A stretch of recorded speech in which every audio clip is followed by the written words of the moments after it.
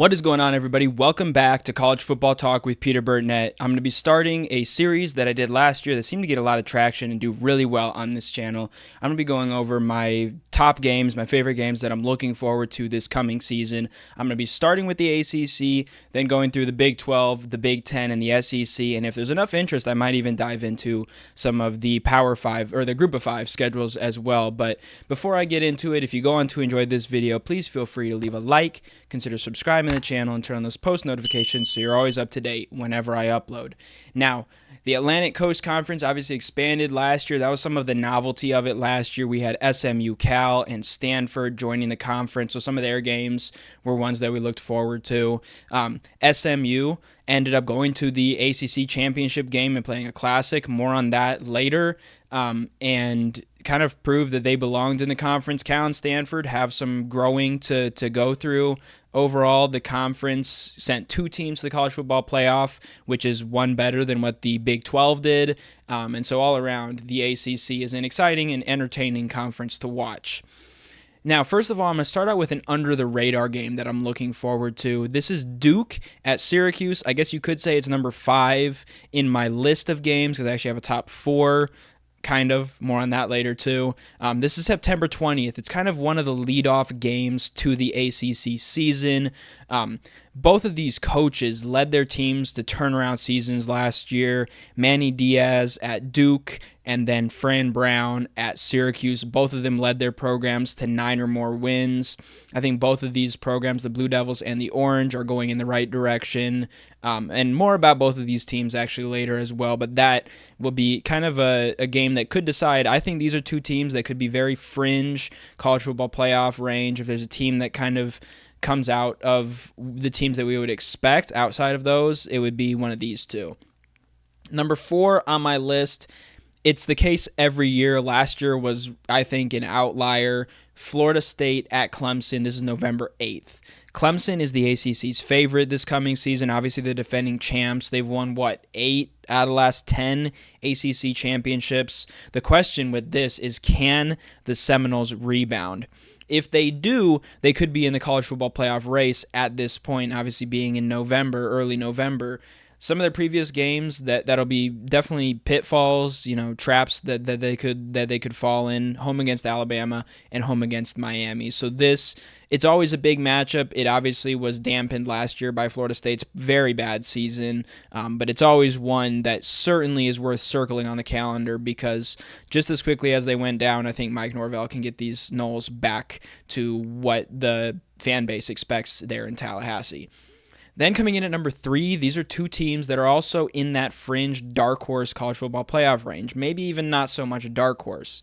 It's Louisville at Miami, a Friday night game on October 17th. Jeff Brom has built a strong Cardinals program there. The alum of Louisville has built up a good program there that's been consistent year in and year out.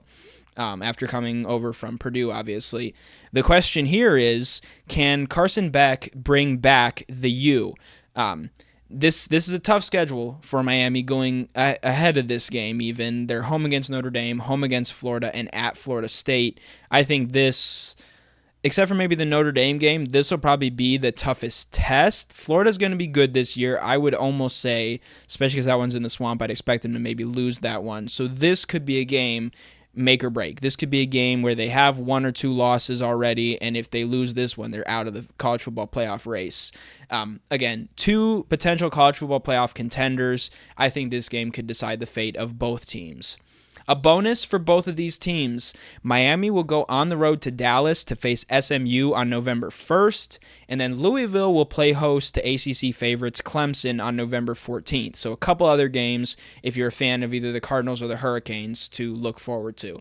Coming in at number 2, I have a little bit of a double here, and this is Bill Belichick's big games. The new North Carolina head coach, legendary NFL head coach, obviously with the Patriots coming to the college ranks. He has 2 big tests kind of at 2 different points of the season. First of all, on October 1st, one of, if not their first ACC game will be home against those same Clemson Tigers. You see them a lot on here, but that's kind of the nature of being the defending champions. You're going to have a lot of the key games the next season, especially with who the Tigers are bringing back.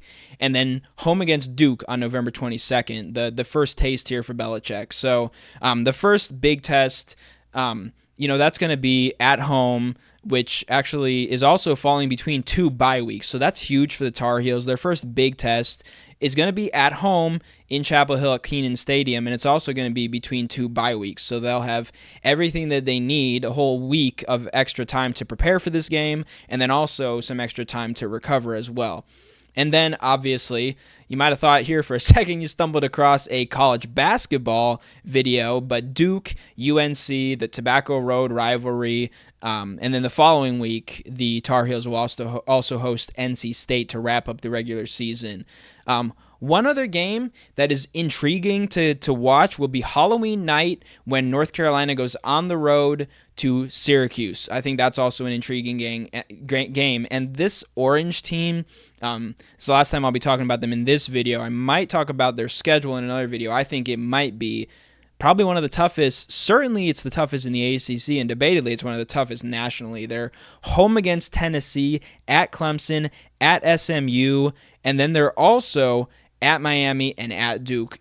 Just in terms of the scale of their opponents in their conference, and then also drawing Tennessee outside of the conference, this is a team that went up to 9 or 10 wins this past season, and it's going to be real tough sledding to try to get back there. Finally, though, wrapping it up, you probably knew heading into this video what my number one game would be, and it is on October 18th. It's an ACC championship game rematch, SMU at Clemson. That conference championship game was an absolute classic last year. 37-34, Tigers win on a last-second field goal that ended up sending both teams to the college football playoff, but got Clemson in with that last automatic bid spot.